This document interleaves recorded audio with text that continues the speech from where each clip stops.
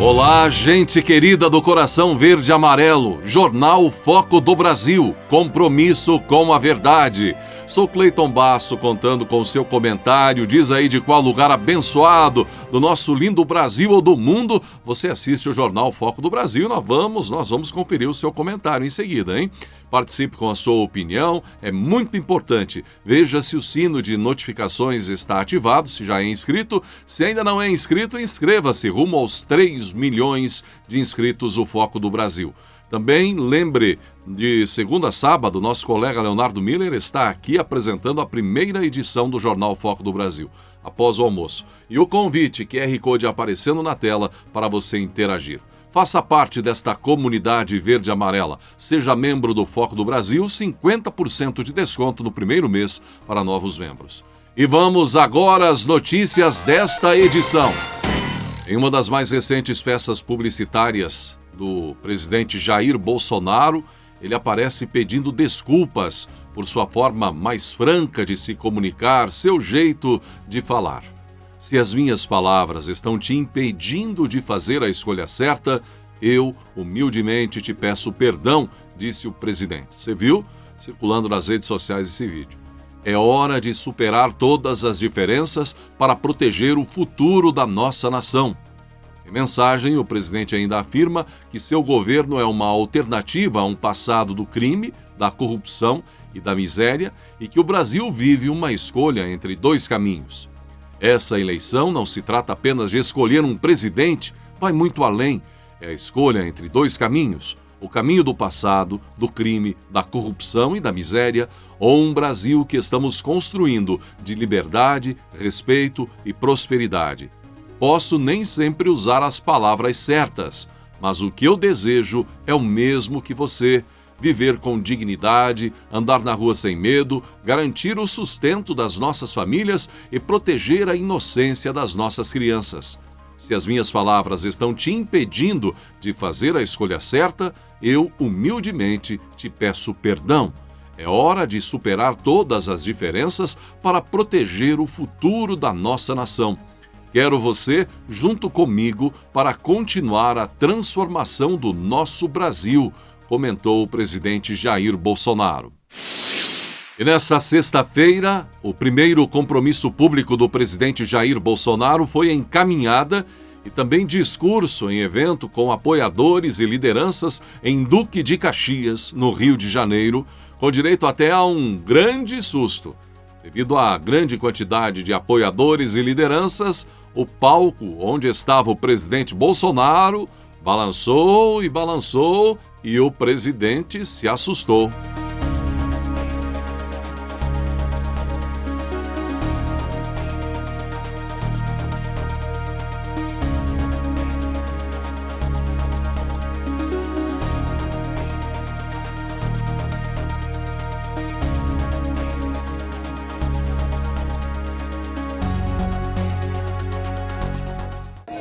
Eu fui o único chefe de Estado do mundo que foi contra a política do fica em casa, a economia te vê depois.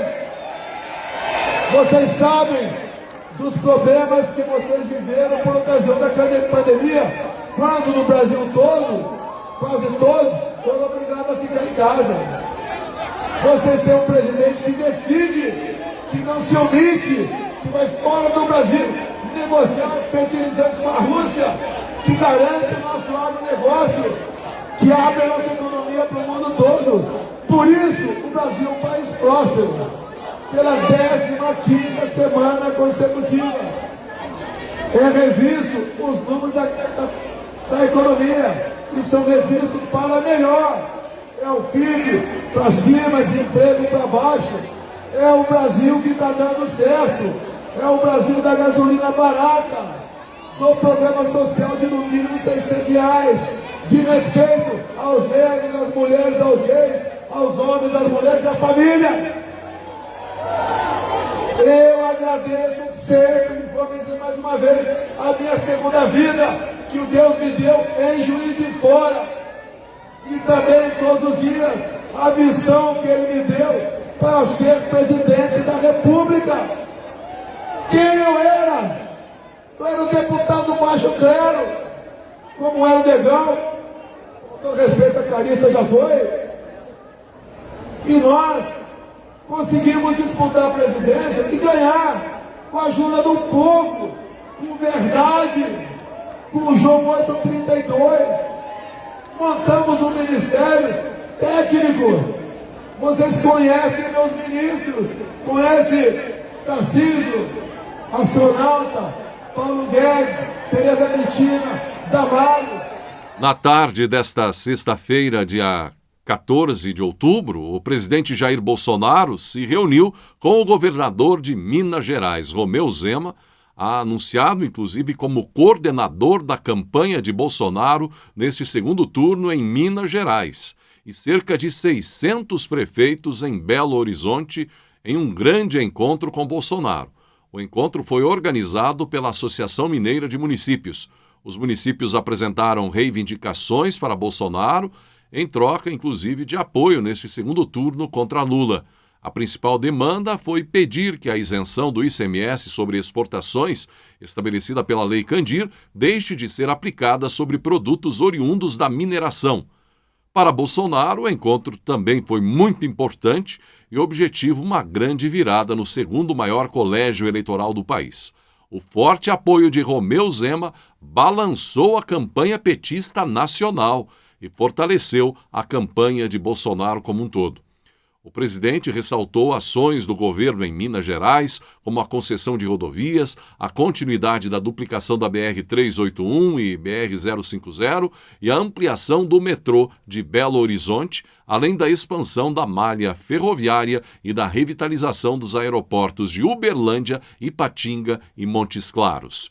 Em Minas, Bolsonaro venceu em grandes cidades como Belo Horizonte, Uberlândia, Contagem, Uberaba, Governador Valadares e Ipatinga, e com o apoio de Zema, espera agora vencer em outros grandes centros e também no interior mineiro.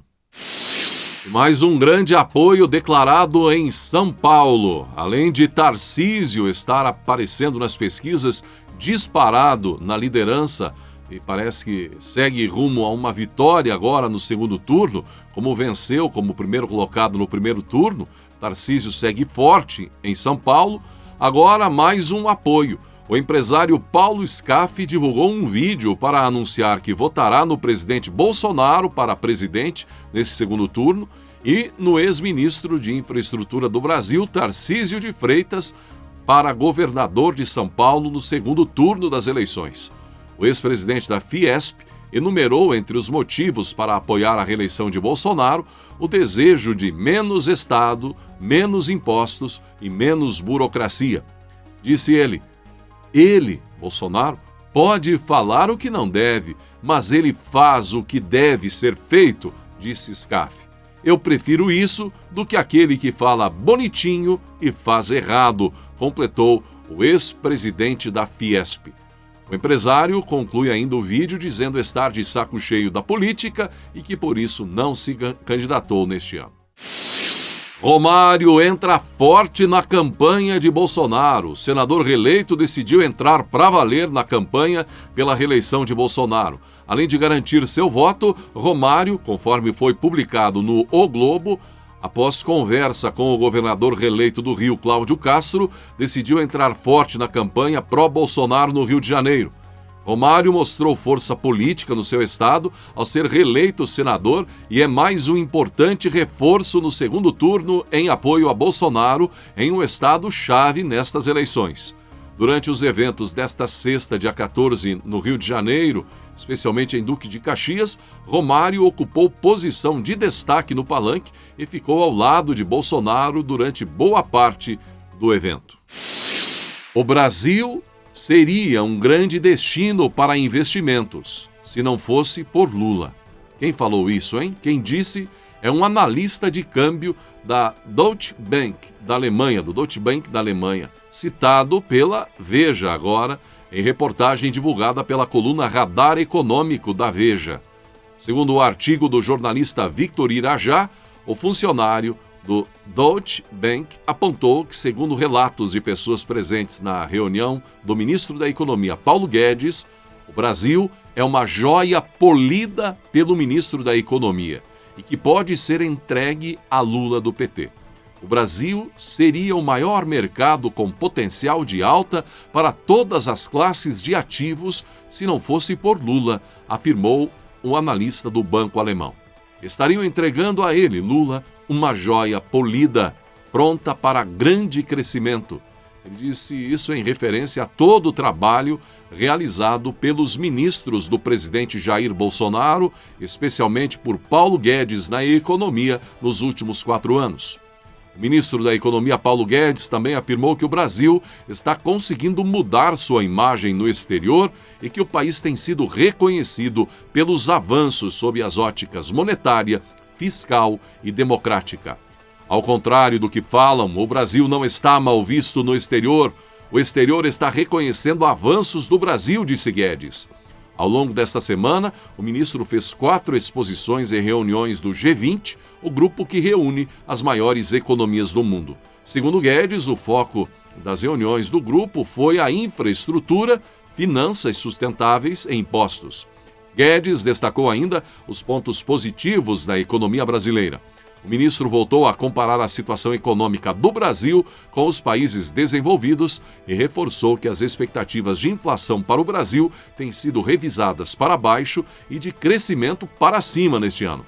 O preconceito contra o Brasil está se dissolvendo, afirmou Guedes, acrescentando que o Brasil abriu a sua economia enquanto o mundo estava com medo. O ministro comentou ainda sobre acordos com a Índia e Indonésia para avançar na questão ambiental. Segundo ele, o objetivo é fazer com que os outros países paguem para o Brasil por serviços ambientais, como a preservação das florestas. O mundo vai nos pagar pela manutenção desses bens públicos, disse Guedes, explicando que outros países desenvolvidos já demonstraram interesse nisso. Guedes destacou que o Brasil tem vantagens competitivas em relação ao meio ambiente, como legislação ambiental rígida e capacidade de produção de energia limpa. Também ressaltou que o país é um dos principais produtores rurais globais de comida e tem papel relevante em fornecer segurança alimentar ao planeta. Trago boas notícias do Brasil. Estamos retomando o crescimento sustentável, nossa própria dinâmica de crescimento.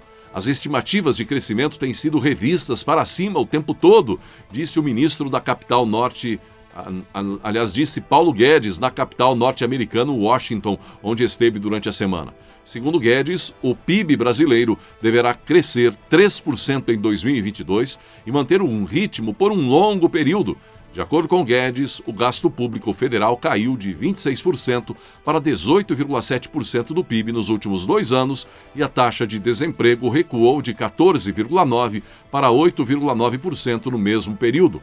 O ministro lembrou, que a dívida pública bruta está em torno de 77% do PIB, no mesmo nível do período anterior à pandemia. Para Guedes, o país teve agilidade no enfrentamento à pandemia de Covid-19, com a introdução do auxílio emergencial e ajuda aos estados e aos municípios. Isso ajudou o país a estar em crescimento hoje. O fato de o Banco Central brasileiro ter começado a elevar os juros antes da maior parte do mundo ajudou a combater a inflação, destacou Paulo Guedes. Olha, você viu a declaração dessa liderança de um banco alemão falando que o Brasil tem uma economia como uma joia polida no momento, né? Polida pelas boas práticas, prestes a entrar oficialmente na OCDE.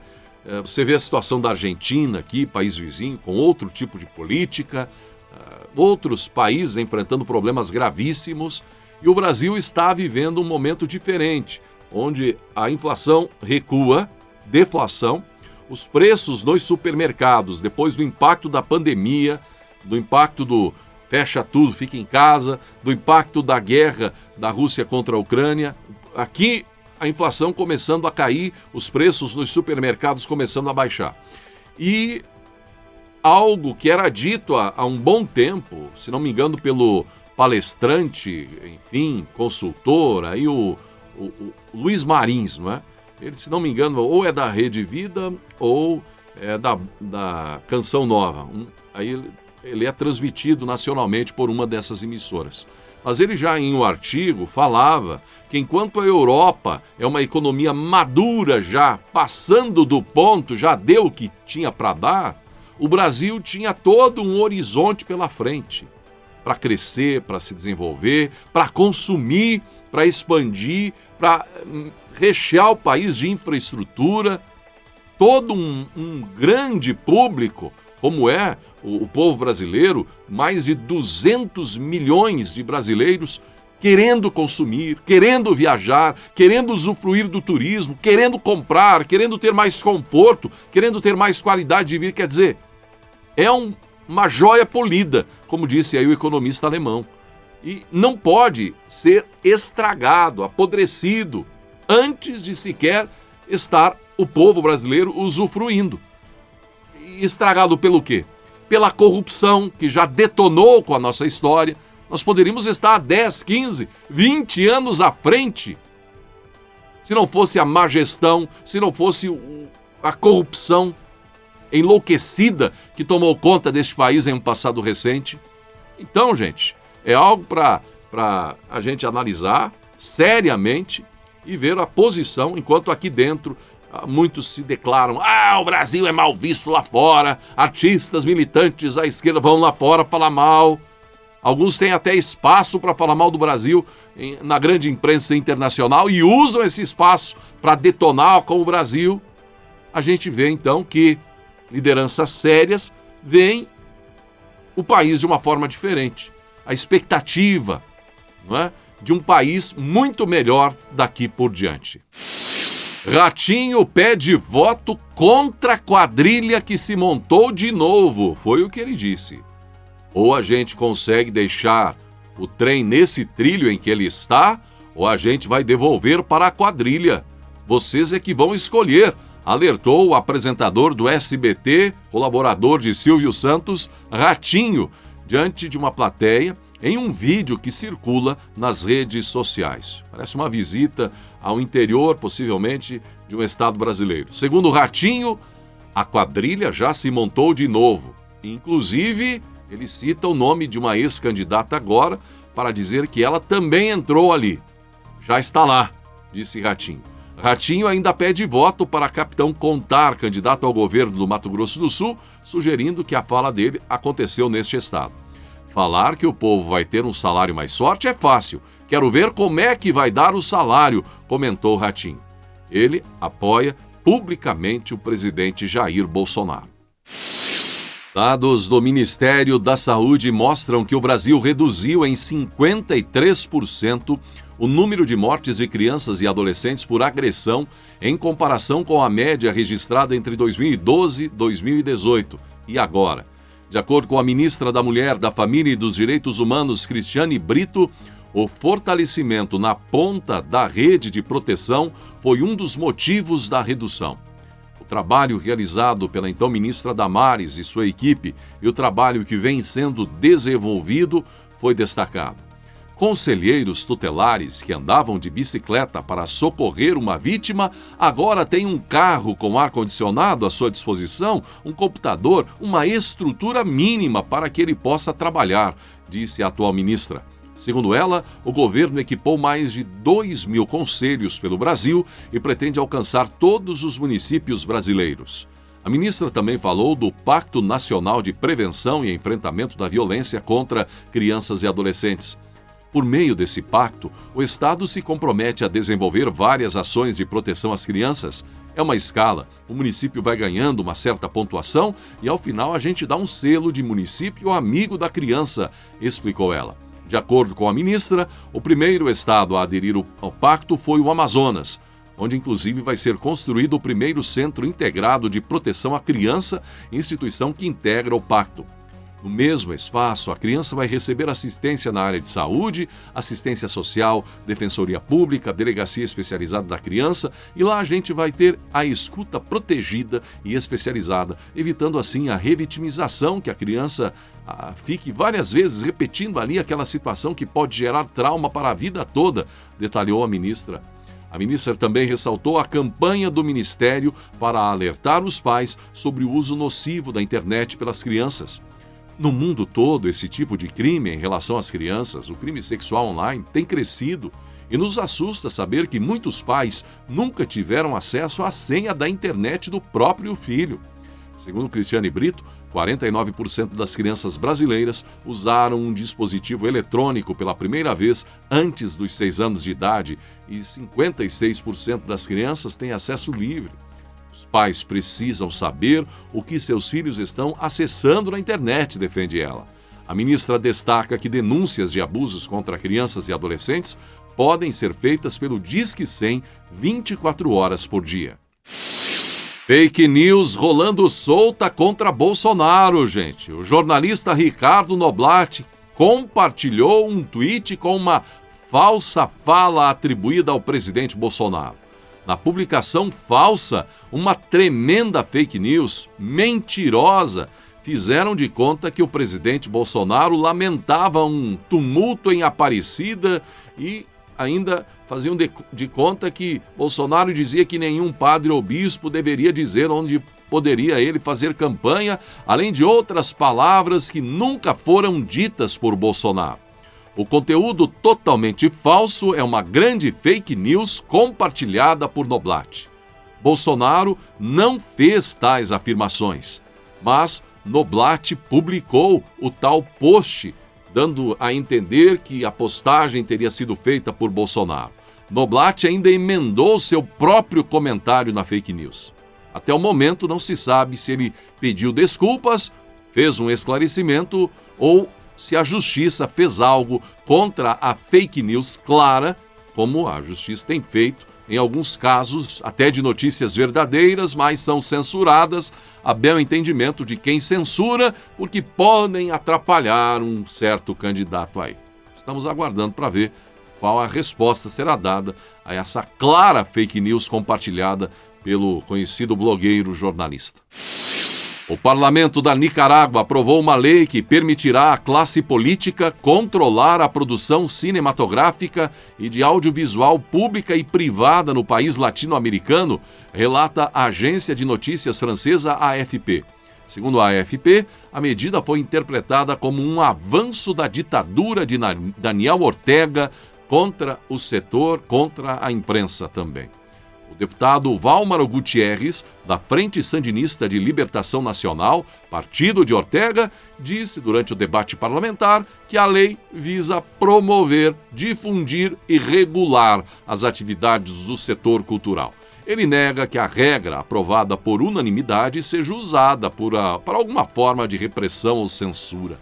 A regulação imposta pelo regime de Ortega tem o mesmo perfil da ideia de regular a imprensa no país, punir ou censurar opiniões, entre outros atos em andamento na Nicarágua. Você vê que situação vive este país neste atual momento, na atual conjuntura, com Ortega e esses parlamentares dominando todo o país. Rádios católicas já foram fechadas, bispos presos, católicos e cristãos evangélicos, sendo perseguidos na Nicarágua.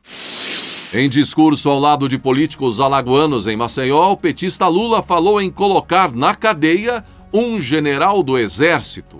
Dirigindo-se ao senador Renan Calheiros, do MDB de Alagoas, Lula elogiou Renan Calheiros por sua atuação como relator da CPI da Covid-19, que até foi conhecida por muitos como uma espécie de circo, pelos inúmeros atos políticos que promoveu e momentos engraçados durante a comissão. Renan, disse o petista, Renan, o trabalho que você fez na CPI é uma obra-prima que vai ficar na história e através daquele relatório a gente vai colocar na cadeia o Pazuello, afirmou Lula.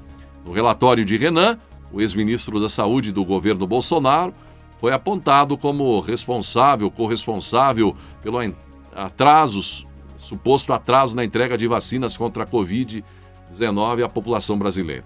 A Procuradoria-Geral da República, no entanto, concluiu que não havia elementos para sustentar a abertura de inquérito e pediu à Corte o arquivamento de 7 das 10 apurações preliminares sobre Bolsonaro, ministros e ex-ministros do governo, incluindo Pazuello, abertas a partir das conclusões políticas da CPI. Portanto, dá para se dizer que a CPI deu praticamente em nada. Pazuello não poderia ter comprado vacina antes de qualquer outro país do mundo, e quando ele pôde comprar, fez tudo o que pôde e o possível, e o tempo é o senhor da razão. O Brasil, a gente sabe, tem vacina de sobra, só não se vacina quem não quer, e a verdade é que o Brasil esteve à frente da maioria dos países em termos de vacinação. Ah, mas e os casos? Bom, gente, o Brasil foi abalado por um vírus mortal. Veja o que fez na Itália, nos Estados Unidos, na Europa, até a China assustada agora, não é? Então, vai culpar quem? Vai culpar o Biden, o Trump? Quem? Por que lá fora não se fala em quem é o culpado? Poxa, foi uma pandemia mundial, a maior da história, e aí jogar toda a culpa em cima de um governo? Dentro do que foi possível fazer, o governo fez. E Pazuello foi corajoso e fez o que outros não fizeram e fez o que tinha que ser feito no momento em que ocupava a pasta. Culpam Bolsonaro por tudo na pandemia, mas fazem de conta não ver o que aconteceu em outros países, como Estados Unidos, a Argentina e outros países por aí, entre outros lá fora. Não se sabe se fazem de cego ou o quê, mas a verdade é que fazem politicagem em cima de uma tragédia mundial. O Tribunal Superior do Trabalho, TST, empossou a nova diretoria que comandará o tribunal pelos próximos 2 anos. Tomaram posse o presidente, ministro Lélio Bentes Corrêa, o ministro Aloísio Corrêa da Veiga, que ocupará a cadeira de vice-presidente, e a ministra Dora Maria da Costa, corregedora-geral da Justiça do Trabalho. No discurso de posse, Bentes defendeu a independência de juízes para garantir a justiça no país e descartou o ativismo judicial por parte do tribunal. Promover a justiça social é tarefa de que se tem ocupado a Justiça do Trabalho ao longo de seus 81 anos de existência. Sua importância para o equilíbrio de forças que se contrapõem no processo produtivo é inegável, afirmou o novo presidente. O presidente Bolsonaro também falou e ele condenou o assédio eleitoral durante as eleições.